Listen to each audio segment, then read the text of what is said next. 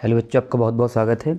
और इस वीडियो में आपको हम बताएंगे कि हिंदी की राइटिंग कैसे लिखें, किस तरीके से आप अच्छे तरीके से हिंदी राइटिंग जो है वो लिख सकते हैं और आपको जो है खूब अच्छे नंबर मिलेंगे और आपकी राइटिंग भी अच्छी हो जाएगी। ठीक है, तो पहली चीज़ तो ये है कि आप हमेशा जो हिंदी के लेटर हैं वो वैसे ही बनाएं जैसे लेटर वास्तविकता में होते हैं। जैसे मान लिया आपको का लिखना है तो जो का होता है प्रिंटिंग बुक में वो का ऐसा होता है।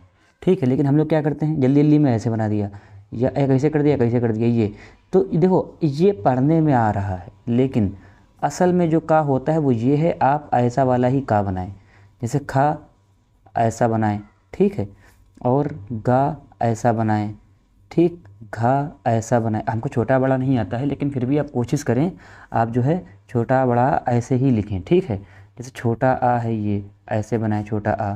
देखिए, आपने अगर देखा होगा, यहाँ पे ध्यान दीजिए, हमारा हा छोटा ना मतलब आधा ना दा, ये हमने जो है बिल्कुल कोशिश की है कि वैसी बनाए। और मेरी जो राइटिंग होती है ना, वो वैसी ही होती है राइटिंग जो एक्चुअली में मतलब छपी होती है। ठीक है, तो ये चीज़ है। आपको ई बनाना है, आप ऐसे बनाइए। ठीक है, आपको ऋण बनाना है तो जिस तरीके का जो लेटर है वैसे बनाइए, और कोशिश करिए कि आप कुछ भी लिख रहे हो, आपका जो फॉर्मेट है वो ये ऐसा ही रहेगा, बुक वाला। ठीक है, पहली चीज़ तो आप याद रखेंगे। दूसरी चीज़ जो हमने आपको इंग्लिश वाली राइटिंग में बताई थी कि हिंदी देवनागरी लिपि है। हिंदी की लिपि क्या है? देवनागरी।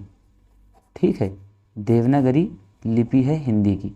अब आप एक चीज़ नोट कर रहे हैं, जो मेरे लेटर्स हैं कैसे बन रहे हैं, बिल्कुल जैसे होते हैं। ठीक है, वैसे ही हमने कोशिश की है बनाने की, और ये बहुत आसान होता है, प्रैक्टिस से बन जाएंगे। ठीक, पहली चीज़ क्या है, हिंदी अगर आपको लिखना, मान लिया आपको लिखना है कमल, तो हमने ये लिखा कॉपी में कलम कमल। ठीक है, अब मान लो हमने लिखना था कमल और हमने ऐसे लिख दिया, इधर को ये करके ऐसे झुका के, जो लोग लिखते हैं झुका के, तो ये चीज़ नहीं करनी है। आपको सिर्फ ये ही वाली डायरेक्शन रखनी है, ये नहीं ऐसे करके नहीं लिखना है। ठीक है, ये आपको ऐसे भी नहीं लिखना है, ये इधर झुका के टिल्ट नहीं करना। ठीक है, दूसरी चीज़ आती है कमाल की चीज़, डंडा खींचना। बहुत से लोग डंडा नहीं खींचते ऊपर वाला। जैसे मान लिया लिखना है गुलाब, गुलाब। ठीक है, तो आपको डंडा जो है ये ज़रूर खींचना है, ऊपर वाली लाइन खींचना है। ठीक, फिर क्या आता है, मान लिया हमें लिखना है कि कर्म ही पूजा है। मान लिया हमने ये लिखा कर्म ही पूजा है।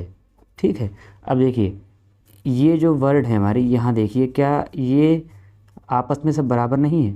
देखिए, ठीक, ऊपर तो लाइन होती बराबर है।